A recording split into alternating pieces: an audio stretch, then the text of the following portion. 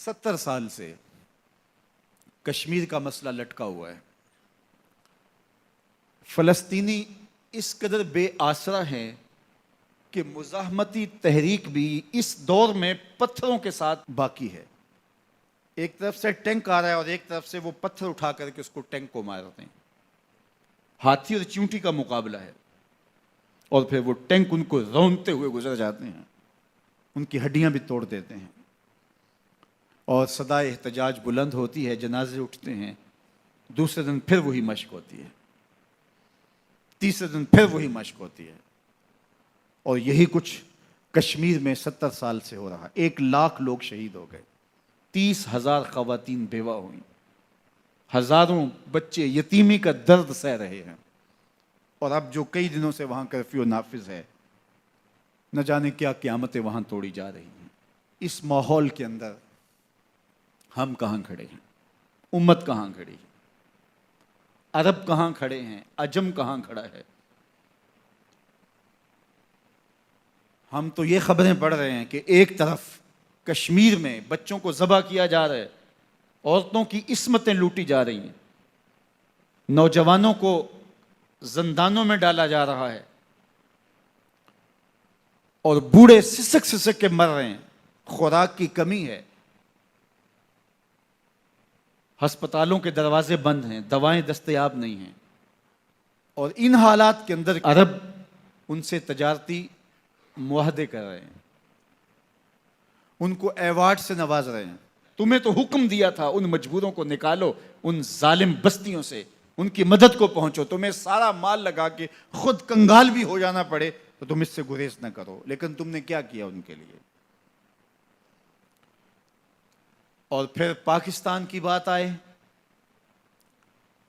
تو مجھے معاف کیجئے گا، ہم بھی سلامتی کونسل کی طرف دیکھتے ہیں، اور ایک اجلاس ہماری تسکین کے لیے کافی ہو جاتا ہے کہ سلامتی کونسل نے اتنے عرصے کے بعد ایک اجلاس بلا لیا۔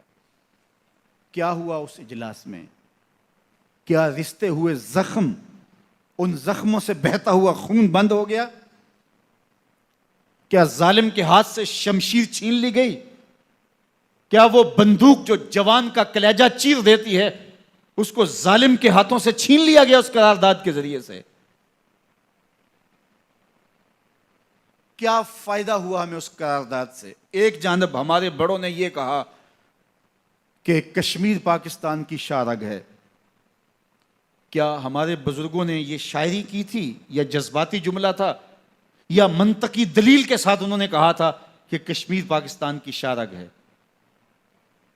آپ کا پاؤں کٹ جائے تو آپ زندہ رہ سکتے ہیں، آپ کا ہاتھ کٹ جائے تو آپ زندہ رہ سکتے ہیں، پوری ٹانگ بھی کاٹ دی جائے تو آپ زندہ رہ سکتے ہیں، لیکن آپ کی شارگ کاٹ دی جائے تو آپ زندہ نہیں رہ سکتے۔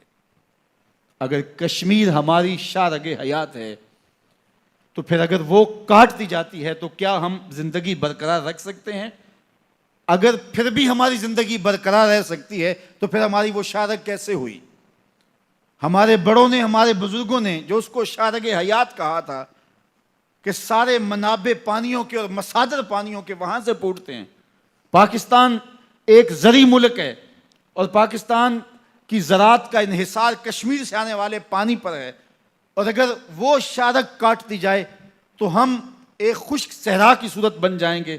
انہوں نے منطق کے ساتھ، دلیل کے ساتھ بات کی تھی، اور کسی کی شارگ پہ ہاتھ ڈال دیا جائے اور وہ تڑپے نہ، تو پھر یہی سمجھنا ہوگا کہ جسم پہلے ہی مردہ ہو چکا تھا، اب شارگ کو پکڑا ہے تو جسم تڑپ نہیں رہا، ورنہ اگر شارگ کو پکڑا جائے تو جسم کو تڑپنا چاہیے، جسم کو بے چین اور بے قرار ہو جانا چاہیے۔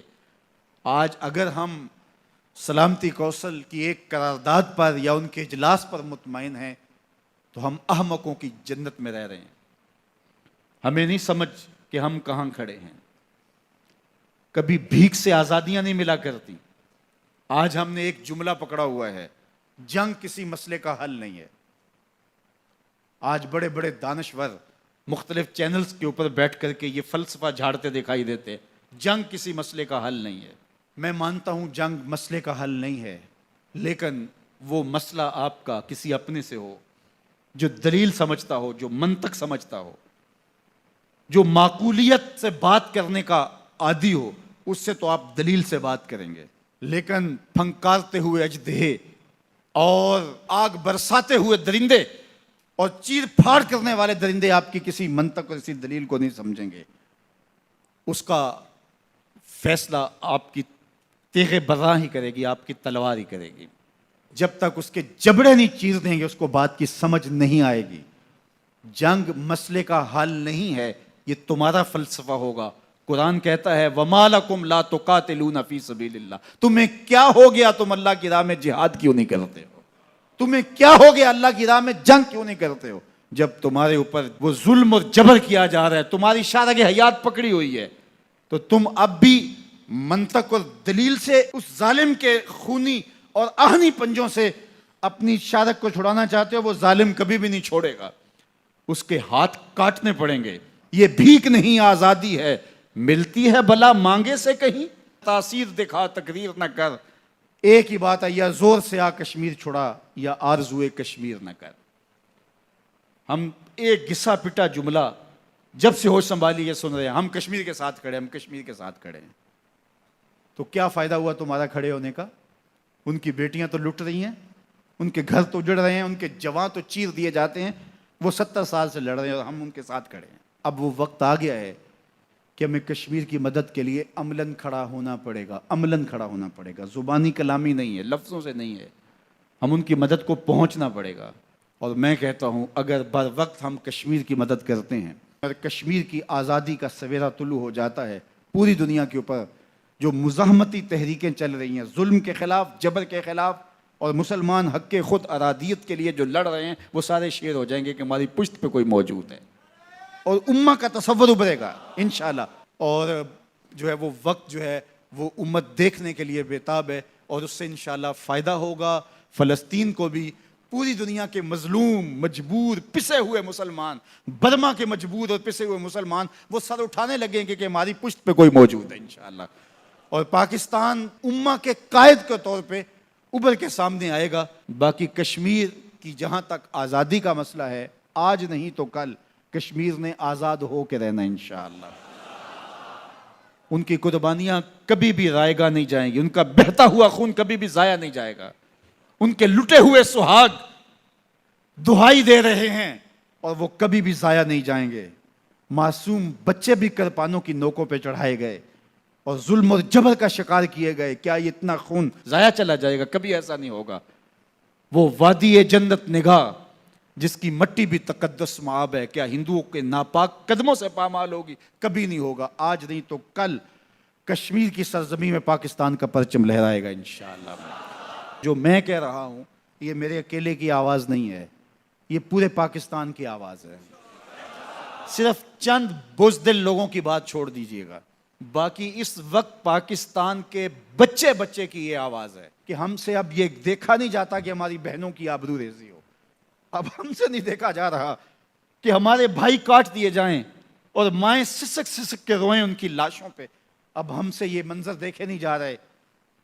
ہم حکومت وقت سے مطالبہ کرتے ہیں کہ وہ اپنے مظلوم مسلمان بھائیوں کی مدد کے لیے کشمیر میں فوجیں اتار دے، پوری قوم ان کے پیچھے کھڑی ہوگی انشاءاللہ۔ انشاءاللہ وہ وقت آنے والا ہے، خزاں جانے والی، آ ملیں گے سینہ چاکانے، چمن سے سینہ چاک، بزم گل کی ہم نفس باد صبا ہو جائے گی، شبنم افشانی پیدا کرے گی میری سوز و ساز، اس چمن کی ہر کلی درداش نہ ہو جائے گی، آسماں سحر کے نور سے ہوگا آئینہ پوش، اور ظلمت رات کی سیماب پا ہو جائے گی، شب گریزاں ہوگی آخر جلوہ خورشید سے، یہ چمن معمور ہوگا نغمہ توحید سے۔ خزاں جائے گی بہار آئے گی کلیوں میں، نعرہ اللہ اکبر گونجے گا کشمیر کی گلیوں میں، نعرہ تکبیر۔